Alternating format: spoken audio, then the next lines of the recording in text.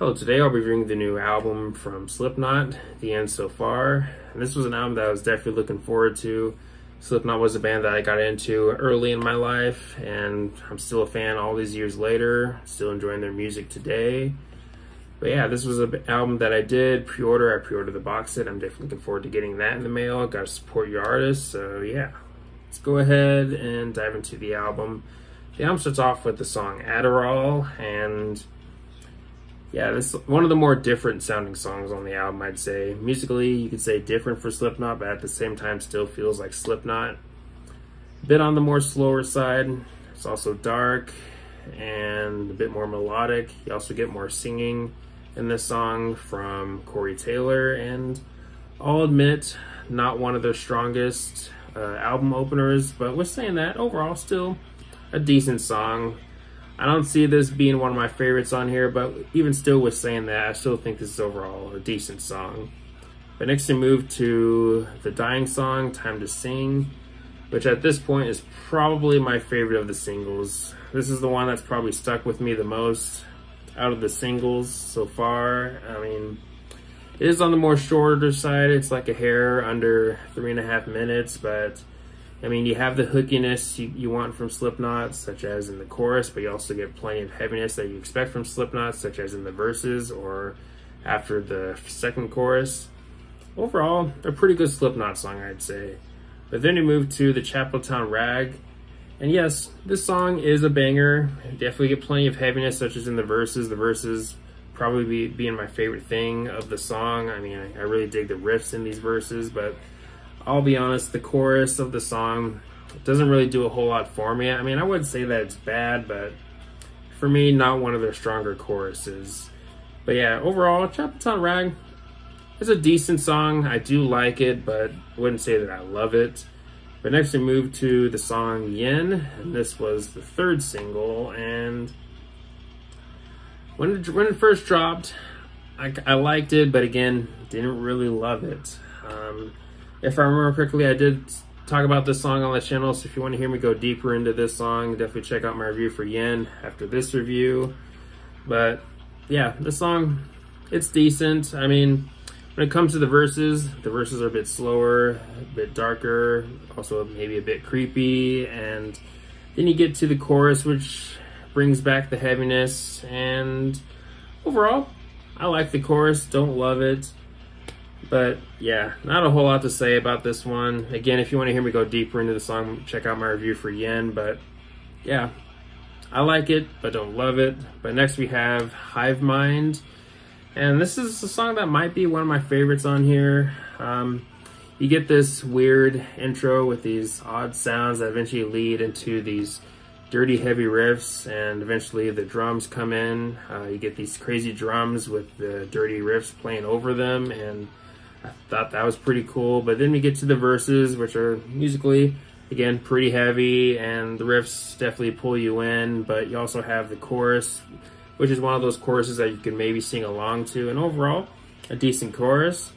But yeah, overall, again, I'm liking Hive Mind, maybe one of my favorites on here. But next we move to the song Warranty, which is maybe one of the heaviest songs on the album. I can see this song pleasing older fans, especially if you're a fan of like the first 2 or 3 albums. I mean, definitely a banger of the song, and yeah, again, probably one of the heaviest songs on here. But next we have Medicine for the Dead. Lyrically, it sounds like it could maybe be talking about dealing with depression, whether it be clinical or physical. And yeah, probably one of my favorite songs on the album. I think this song has one of the best balances between the more harsher vocals and the more clean vocals, or the singing. I think you get a good balance of that from Corey in this song. And also, this song probably has one of my favorite choruses on the album also. The verses, in general, to me, kind of sound like a verse you'd maybe hear from a song from an album like The Great Chapter or We Are Not Your Kind. But then you get more heaviness in the chorus, and again, really love the chorus.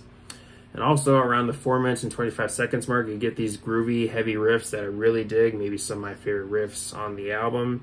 But yeah, really loving Medicine for the Dead, probably one of my favorites, again, on the album. But next we move to the song Acidic. And I remember reading somewhere that this song was inspired by one of Corey Taylor's biggest influences, that being the band Acid Bath. And if you've never heard of Acid Bath, definitely look them up, definitely check them out. Really cool band. And they're not new metal, they're not, they don't sound like Slipknot or anything. They're a bit more doomy, a bit more sludgy, you could say. But yeah, pretty interesting band. And yeah, Acid Bath, definitely a great band, a band you should definitely check out if you haven't heard them. But yeah, I can hear Acid Bath a little bit in this song, but even with saying all that, I just like the song, don't really love it.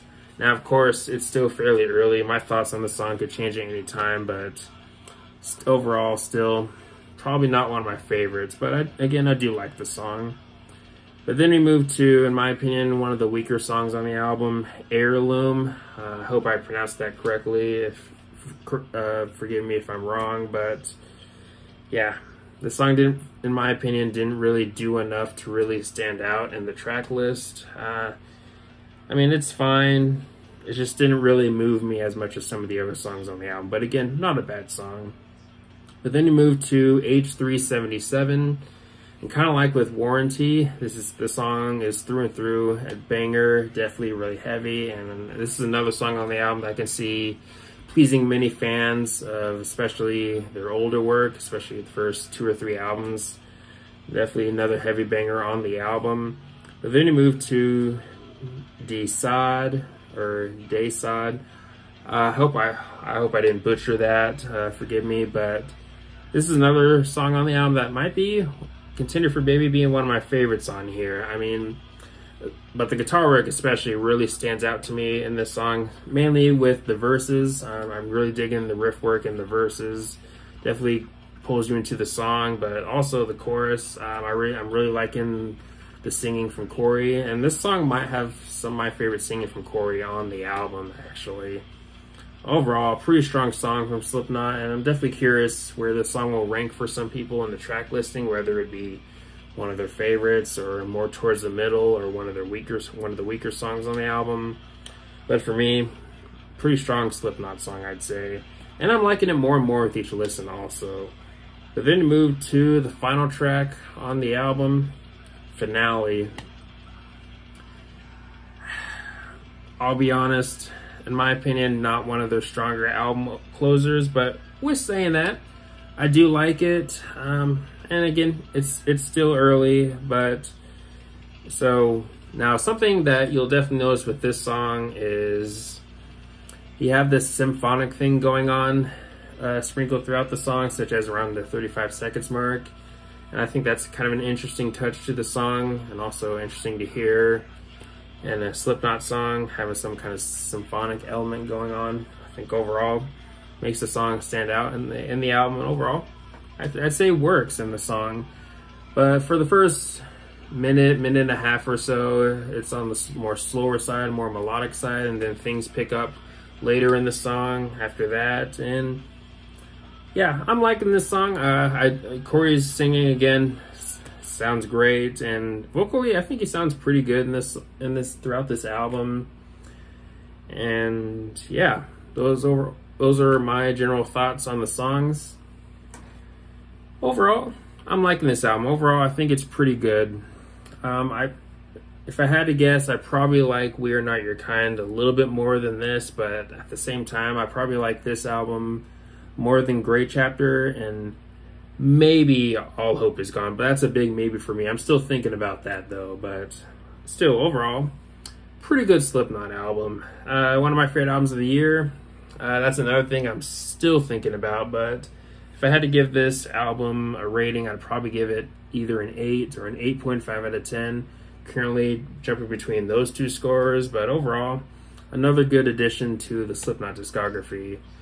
And there are some songs that I can see myself still continuing to go back to. Songs like The Dying Song, or Hive Mind, or Medicine for the Dead, just to name a few. But anyways, let me know your thoughts on the album. Do you love it? Do you hate it? Let me know some of your favorite or least favorite songs on here. Do you agree with some of my opinions on the songs? Have you pre-ordered or ordered the album, and all the good stuff? But anyways, thanks for watching. Please leave a comment and a like, subscribe. Have a nice day and take care.